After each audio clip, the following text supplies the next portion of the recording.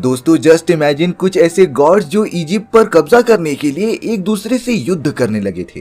कहानी की शुरुआत इजिप्ट के एक बहुत ही बड़े किंगडम से होती है, जहां पर हॉरिस नाम के एक गॉड को वहां का राजा बनाया जा रहा था। सारी जनता बहुत ही ज्यादा खुश थी कि हॉरिस उनका नया राजा बन रहा है, क्योंकि हॉरिस बहुत ही ज्यादा दयालु और अच्छा था। तभी वहां हॉरिस के अंकल आ जाते हैं, जिनका नाम सेट होता है। सेट भी एक गॉड होता है जो हॉरिस को यहाँ पर कॉन्ग्रेचुलेट करने आया था। वो हॉरिस को इजिप्ट का नया राजा बनने की खुशी में बहुत ही ज्यादा बधाइयां देता है। साथ ही साथ सेट ने हॉरिस के लिए एक तोहफा भी लाया था, जो एक अलग टाइप का हॉर्न होता है। लेकिन यहाँ सेट ने जैसे ही उस हॉर्न को बजाया, तभी उस जगह पर सेट की बहुत ही ज्यादा खतरनाक सेना आ जाती है। दरअसल यहाँ सेट चाहता था कि वो मिस्र का नया राजा बने, लेकिन हॉरिस ने उसके सारे प्लान पर पानी फेर दिया था। इसीलिए सेट अपनी पूरी सेना की मदद से यहाँ का नया राजा बनना चाहता था। इतने सारे खतरनाक सिपाहियों को देखकर तो सभी जनता काफी डर जाती है। सेट ने तो वहीं पर हॉरिस के फादर और अपने भाई को जान से मार दिया था,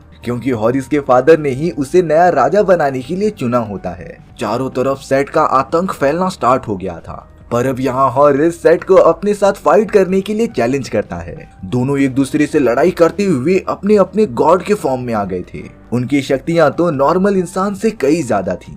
हालांकि उन दोनों के बीच घमासान फाइट चालू रहती है, लेकिन सेट हॉरिस से बहुत ही ज्यादा ताकतवर था, इसीलिए वो सेट के सामने ज्यादा देर तक टिक ही नहीं पाता। सेट ने तो हॉरिस को बहुत ही ज्यादा घायल करके उसकी दोनों आंखें निकाल ली थी। पर सेट हॉरिस को जान से नहीं मारता, वो तो रियलिटी में हॉरिस को तड़पाना चाहता था। हॉरिस की दोनों आंखें निकलने के बाद उसकी गॉड की सारी पावर्स भी चली गई थी, और अब पूरे किंगडम का नया राजा सेट बन चुका था। जैसे जैसे टाइम बीतता जा रहा था, सेट के राज में काफी ज्यादा चीजें बदल चुकी थी। अब लिया बेक को हॉरिस के आंखों के बारे में बताने लग जाती है। जैसा कि हमें पता है कि सेट ने हॉरिस की दोनों आंखें निकाल ली थी, और आज तक हॉरिस की वो पवित्र आंखें पिरामिड के अंदर छुपा कर रखी गई हैं। लिया ने बेक के साथ मिलकर ये डिसाइड कर लिया था कि वो हॉरिस को उसकी आंख लौटा देंगे, जिससे कि हॉरिस के पास अपनी नई पावर्स आने की वजह से वो वापस से राजा बन सके।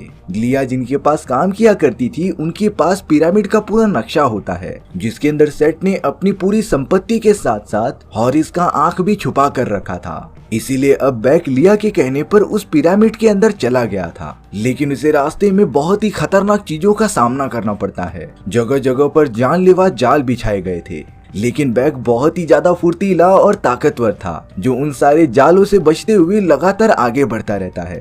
बेक तो अब पिरामिड के उस जगह पर पहुंच गया था जहां पर खजाना रखा जाता था, लेकिन वहां बेक बिना कोई भी सोना उठाए हॉरिस की एक पवित्र आंख लेकर चला गया था। अब बेक सीधा भागते हुए लिया के पास आ जाता है, लेकिन बेक को जरा भी अंदाजा नहीं था कि लिया जहाँ पे काम करती थी वो सब भी सेट के ही आदमी थे, जिन्हें की अंदाजा हो चुका होता है कि बेक पिरामिड के अंदर गया था। वो सब बेक से पूछने लगे थे कि आखिरकार उसने वहाँ से क्या चुराया। बेक उनके हाथ में एक सोने की ताबीज पकड़ा देता है। हालांकि उन लोगों को ये एक छोटी चोरी साबित हो रही थी, पर फिर भी उन आदमियों ने बेक और लिया को जान से मारने का परमिशन दे दिया था। तभी बेक लिया की जान बचाने के लिए हॉरिस का वो छुपाया हुआ आंख बाहर निकाल लेता है, जिसकी रोशनी काफी ज्यादा थी। इतनी रोशनी निकलने की वजह से वहाँ के सारे सिपाही कुछ देर के लिए अंधे हो जाते हैं, और अब मौके का फायदा उठाकर बेक और लिया वहाँ से तुरंत भागने लगे थे। सेट के सारे सिपाही बेक और लिया को पकड़ने के लिए लगातार उनके पीछे जाते रहते हैं। वो दोनों तो जल्द से जल्द गांव से बाहर निकलना चाहते थे,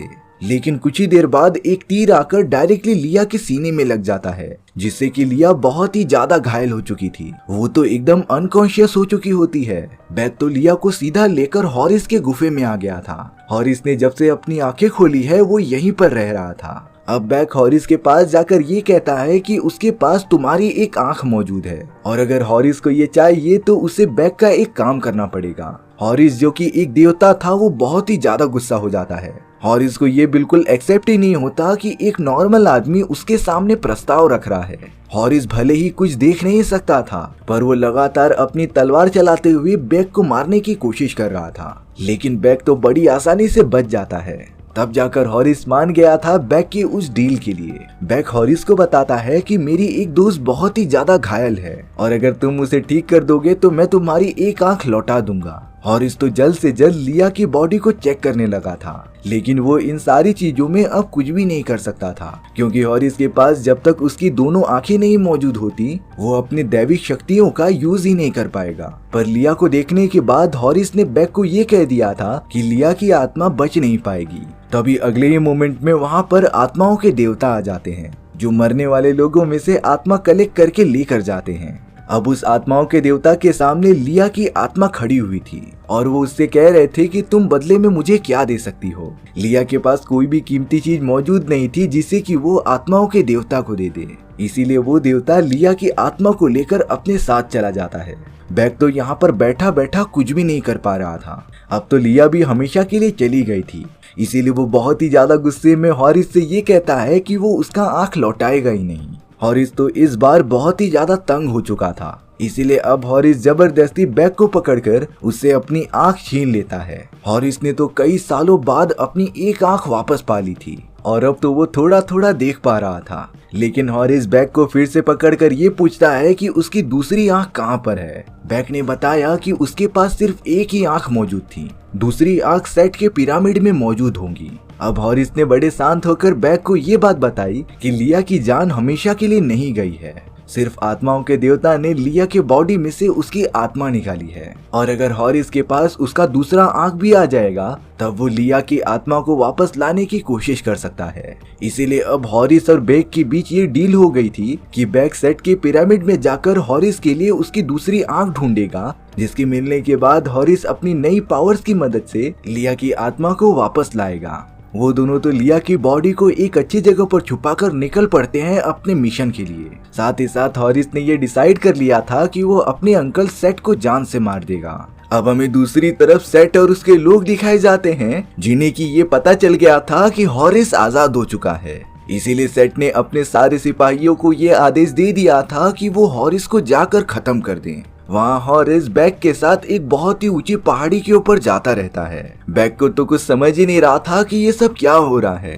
पहाड़ी की एकदम चोटी पर पहुंचने के बाद हॉरिस थोड़ा सा भावुक हो गया था, क्योंकि यहाँ पर हॉरिस के ग्रैंडफादर रहा करते थे, जो एक बहुत ही बड़े देवता होते हैं। दरअसल हॉरिस अपने ग्रैंडफादर से कुछ मदद चाहता था और अब वहाँ की थोड़ी पवित्र रोशनी पड़ते ही हॉरिस की दैविक शक्तियाँ वापस से लौट आई थी। हॉरिस तो बेक को लेकर तुरंत उड़ने लगा था। लग रहा होता है कि हॉरिस स्वर्ग में जा रहा था। कुछ ही देर में हॉरिस बेक को लेकर अपने ग्रैंडफादर के किंगडम में पहुंच जाता है। हॉरिस के ग्रैंडफादर तो पूरी पृथ्वी की बुराइयों से रक्षा करते थे। अभी भी वो अपनी शक्तियों की मदद से एक बहुत ही बड़े दानों से लड़ाई कर रहे होते हैं। बहुत ज्यादा कोशिश करने के बाद हॉरिस के ग्रैंडफादर उस मॉन्स्टर को हराने में कामयाब हो गए थे, जिसके बाद वो हॉरिस से आकर कुछ बातें करते हैं। हॉरिस ने अपने ग्रैंडफादर को सेट के बारे में सारी बातें बता दी थी कि कैसे सेट ने उसके साथ धोखेबाजी की और अब वो उसे जान से मारना चाहता है। पर यहाँ हॉरिस के ग्रैंडफादर उसे साफ साफ कह रहे थे कि मैं अगर अपने परिवार वालों के प्रॉब्लम से सॉल्व करते रहूंगा तब पूरे ब्रह्मांड की समस्याओं का क्या होगा, जिसका मतलब ये था कि हॉरिस के ग्रैंडफादर इन सारी चीजों में उसकी मदद नहीं करने वाले। हॉरिस भी ये सारी बातें अच्छे से समझ गया था, इसीलिए वहाँ से जाते जाते हॉरिस अपने ग्रैंडफादर के किंगडम का थोड़ा सा पवित्र पानी ले लेता है। इसी पवित्र पानी की वजह से पृथ्वी के सारे जीव जंतु बनाए गए थे। अब तो हॉरिस बेक को लेकर सीधा अर्थ पर आ गया था। गौर करने वाली बात ये थी कि हॉरिस की सारी दैविक शक्तियाँ चली गई थीं, यानी कि हॉरिस की शक्तियाँ सिर्फ अपने ग्रैंडफादर के किंगडम में काम करेंगी। अब हॉरिस और बेक अपने रास्ते में आगे बढ़ना स्टार्ट कर देते हैं, पर तभी अचानक सेट के बहुत सारे भेजे गए सिपाहियों ने उन दोनों के ऊपर हमला कर दिया था। हालांकि हॉरिस काफी बहादुरी से उन सभी को हराते जा रहा था, लेकिन अंत में एक बहुत ही ताकतवर सिपाही बचता है जिसने हॉरिस को बहुत ही ज्यादा टक्कर देते हुए ऊंचाई से गिरा दिया था। बेक भी हॉरिस के साथ उस बड़े से झरने में चला जाता है, लेकिन हॉरिस ने एकदम सही टाइम पर बेक और खुद को बचा लिया था। लेकिन अभी तक पूरी तरीके से खतरा टला नहीं था। हॉरिस को जरा भी अंदाजा नहीं होता कि उसे मारने के लिए सेट ने कुछ औरतों को बोला था जो बहुत ही बड़े और विशालकाय सांपों को कंट्रोल करते थे। यहाँ हॉरिस और बेक एक बहुत ही पुराने मंदिर के पास आ गए थे, पर तभी अचानक उस जगह पर वो दो बड़े बड़े सांप आ जाते हैं जिन्हें की सेट द्वारा भेजी गई खतरनाक औरतें कंट्रोल कर रही थीं। वो बड़े बड़े सांप तो अपने मुंह से आग तक निकाल रहे थे, जो लगातार हॉरिस और बेक को मारने की कोशिश करते हैं। हॉरिस और बैक तो अपने आप को प्रोटेक्ट करने के लिए दीवारों के पीछे जाकर छुप जा रहे थे, पर तभी उस जगह पर गॉडेस ऑफ लव आ जाती है, जिसने अपने जादू की मदद से उन सांपों को कंट्रोल कर लिया था और अब वो उन्हें खुद ही खत्म कर देती है। हालांकि गॉडेस ऑफ लव सेट के लिए काम करती थी, पर उसे पता चल गया था कि सेट एक बुरा आदमी है और हॉरिस अच्छाई के लिए काम करता है। इसीलिए अब लव ऑफ गॉडेस हॉरिस को उसकी दूसरी पवित्र आंख दिलाने के लिए चली गई थी। वो आंख तो एक बहुत ही खतरनाक पिरामिड के अंदर मौजूद होती है, लेकिन वहां तक पहुंचना खतरे से खाली नहीं था। बैक कह रहा था कि वो इन सारी चीजों में बहुत ही ज्यादा माहिर है, पर लव ऑफ गॉडेस कह रही थी कि पिरामिड के अंदर घुसना तो आसान है, लेकिन अंदर एक ऐसा राक्षस मौजूद था जो कि पहेलियां पूछता था, और अगर कोई भी पहेली का जवाब देने में असफल रहा तब वो राक्षस उसे जान से मार देगा। हॉरिस कहता है कि हमें इन सारी चीजों के लिए गॉड ऑफ इंटेलिजेंस के पास जाना चाहिए। इसीलिए वो तीनों तुरंत ही जंगलों के बीच में चले गए थे।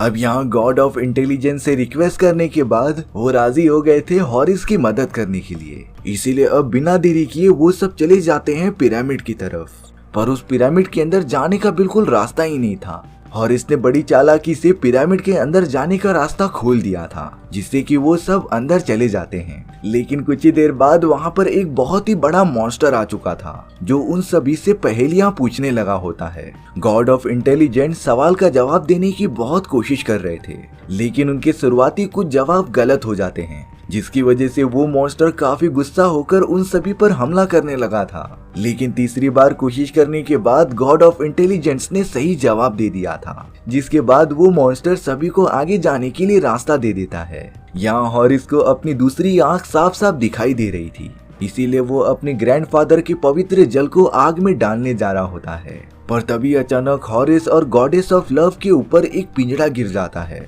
और अब उस जगह पर सेट आ चुका था, जिससे ये बात रिवील होती है कि ये सारी चीजें सेट का एक प्लान था। उसने ही ये सारा प्लान बनाया होता है हॉरिस को मारने के लिए, और अब सेट गॉड ऑफ इंटेलिजेंस का दिमाग निकालकर उसे जान से मार देता है। यहाँ बैक सेट को धमकी दे रहा था कि वो पवित्र जल को आग में गिरा देगा, पर सेट ने तो बड़ी चालाकी से उस पवित्र जल को ले लिया होता है। सेट तो तुरंत ही वहाँ से चला गया था, और अब वो पूरा पिरामिड डिस्ट्रॉय होना स्टार्ट हो जाता है। हॉरिस लगातार अपने साथियों के साथ पिरामिड से बाहर निकलने की कोशिश करने लगा था। उन सभी की जान तो बाल बाल बचती है। सेट ने तो गॉड ऑफ इंटेलिजेंस का दिमाग अपने बॉडी के अंदर फिट कर लिया था, जिससे सेट की ताकत दुगनी हो गई थी। पर अब सेट हॉरिस के ग्रैंडफादर के पास आ चुका था। सेट को पता होता है कि हॉरिस के ग्रैंडफादर सिर्फ और सिर्फ हॉरिस का ही साथ देंगे, इसीलिए सेट ने अपने फादर को ही मारकर उनका पावरफुल वेपन ले लिया था। इसी वेपन की वजह से हॉरिस के ग्रैंडफादर उस बड़े से ब्लैक मॉन्स्टर को रोक सकते थे। अब हमें यहाँ पर गॉडेस ऑफ लव दिखाई जा रही थी, जो बैक के बहुत ही ज्यादा रिक्वेस्ट करने पर उसे आत्माओं की दुनिया में लेकर जाती है, क्योंकि इसी दुनिया में लिया की भी आत्मा मौजूद थी। अब आत्माओं के देवता लिया से एक और बार पूछते हैं कि तुम्हारे पास मेरे लिए क्या है। तभी वहाँ पर बैक आ गया था, जो आत्माओं के देवता को एक सोने का कंगन देता है। इसी कंगन की मदद से कोई भी इंसान आत्माओं की दुनिया में आ सकता था। लेकिन अब यहाँ सभी को पता चलता है कि ब्रह्मांड से वो बहुत ही बड़ा मॉन्स्टर आ चुका है, जो लगातार अर्थ की तरफ बढ़ रहा था। बैक तो तुरंत ये सारी बात बताने के लिए हॉरिस के पास चला जाता है, पर यहाँ सेट और हॉरिस के बीच एक घमासान लड़ाई चालू थी। ये नॉर्मल बात होती है कि हॉरिस बिना पावर्स के सेट के साथ लड़ाई कर ही नहीं सकता था, पर अब हॉरिस की मदद करने के लिए बैक भी वहाँ पर आ जाता है, जिसने बड़ी चालाकी से सेट के मुकुट में से हॉरिस की दूसरी आंख निकाल ली थी। लेकिन सेट के अचानक हमला करने की वजह से हॉरिस की दूसरी आंख एक ओर और बैक दूसरी ओर गिरने लग जाता है। हॉरिस ने जल्द से जल्द डिसीजन लिया कि वो अपने आंख को नहीं बल्कि बैक को सबसे पहले बचाने जाएगा। तभी अगले ही मोमेंट में हॉरिस के पास उसकी सारी दैविक शक्तियां आ चुकी थीं। हॉरिस के पास तो उसकी दूसरी आंख भी मौजूद नहीं थी, पर फिर भी उसे अपनी सारी दैविक शक्तियां मिल गई थीं, जिसका मतलब ये था कि हॉरिस की दैविक शक्तियां उसकी आंखों में नहीं बल्कि उसके अंदर ही कहीं पर छुपी हुई थीं, जो वेट कर रही होती हैं एक अच्छे समय का। हॉरिस ने बैक को बचाकर एक सेफ प्लेस पर छोड़ दिया था, और अब वो सीधा आ जाता है सेट से फाइट करने के लिए। उस बड़े से काले मॉन्स्टर ने तो अर्थ पर आकर तबाही मचाना स्टार्ट कर दिया था। हॉरिस की शक्तियां काफी ज्यादा बढ़ने की वजह से वो सेट को काफी डैमेज दे रहा था। एंड में तो हॉरिस ने सेट को जान से मार दिया होता है। सेट की बहुत ही बुरी तरीके से मौत हो चुकी थी। हॉरिस ने तुरंत अपने ग्रैंडफादर के पास जाकर उनका वेपन लौटा दिया था, जिससे कि वो होश में आकर उस बड़े से विशालकाय मॉन्स्टर को वापस भेज देते हैं। यहाँ हॉरिस ने बैग के साथ लिया हुआ वादे को पूरा किया। हॉरिस ने तो आत्माओं के देवता से बात करके लिया की आत्मा को वापस ला दिया था, जिससे कि वो दोनों बहुत ही ज्यादा खुश हो जाते हैं। और अब अगले ही दिन हॉरिस को किंगडम का नया राजा बना दिया जाता है, जो सभी की भलाई करेगा। और इसी तरीके से हमारी ये कहानी यहीं पर खत्म हो गई थी। सो व्यूअर्स, आपको ये स्टोरी कैसी लगी कमेंट सेक्शन में बताना भूलना मत। और अगर आपको मेरा एक्सप्लेनेशन 1% भी अच्छा लगा होगा ना, तो वीडियो को लाइक एंड चैनल को सब्सक्राइब जरूर कर देना। मिलते हैं नेक्स्ट वीडियो में। Bye bye.